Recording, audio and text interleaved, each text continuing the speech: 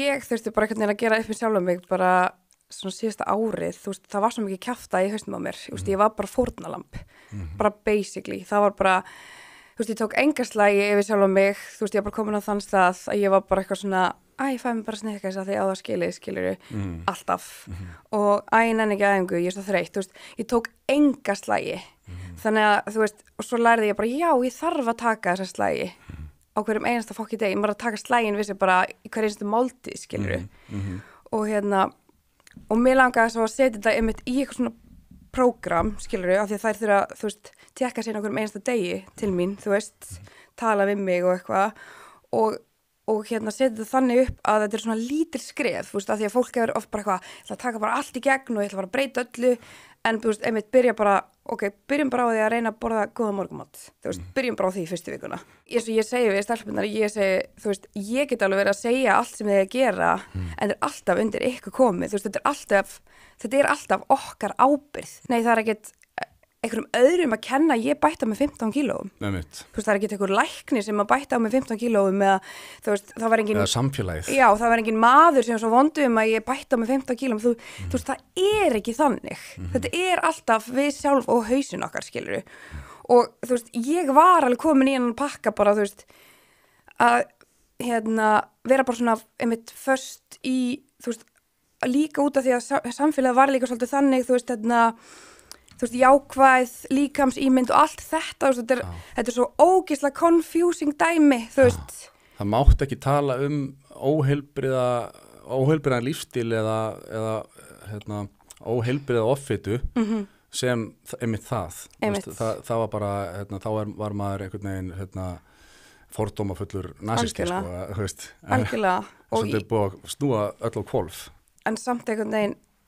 er þetta alltaf ég, skilur, þetta er alltaf ég sem ber ábyrgð hvað er að gerast í mínu lífi, skilur, og það er ekkert best fyrir mig að fá mér alltaf hambúrgara, það er bara ekki þannig, það er ekkert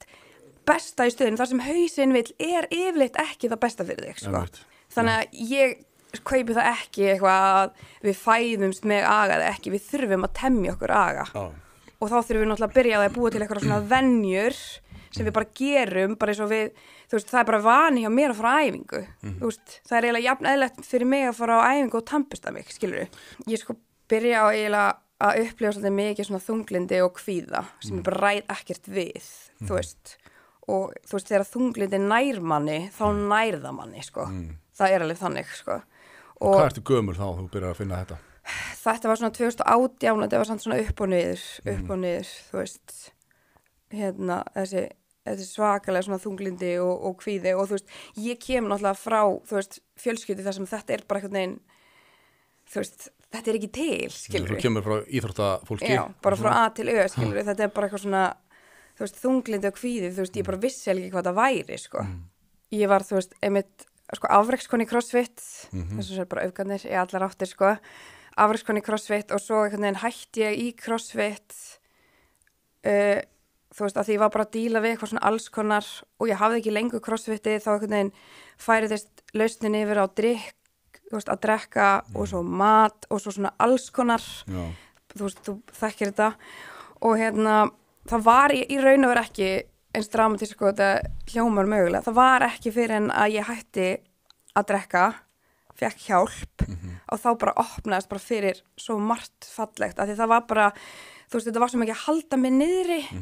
og maður festist svo, þú veist, það er svo erfitt að vera í slag við hausinn á þér þegar þú ert, þú veist, að drekka mikið og nærði aldrei þessu jafnvægi. Þetta var einhvern veginn bara svona samansafnað því að vera bara ótrúlega mikið fórnarlamb, taka enga slagi, bara svona pínu bara búin að gefast upp og pínu búin að svona sætta mig við að þetta væri bara manneskjan. Það er einhvern veginn bara svona, ég veit ekki, ég geti svona lýst þessu best þannig að svona vakna á mótnana og vera bara frjáls, skilurðu? Þú veist, það er engin púki og það er, þú veist, ég er einhvern veginn búin að gefa öðrum bara vilja fyrir deginu mínum, skilur strax ég vakna og ég bara svona, ég get einhvern veginn ekki lýsti betur en það að það bara svona, ég er bara frjáls, skilur það er engin, það er eins og ég sé búin að vera með bakpoka með 100 tonnum, bara svona að labba út allt og reyna að fara út í lífið og loksins bara búið að taka hennar bakpoka af mér og ég get bara svona svifið og ég bara svona í raun að vera upplifi eins og ég get gert allt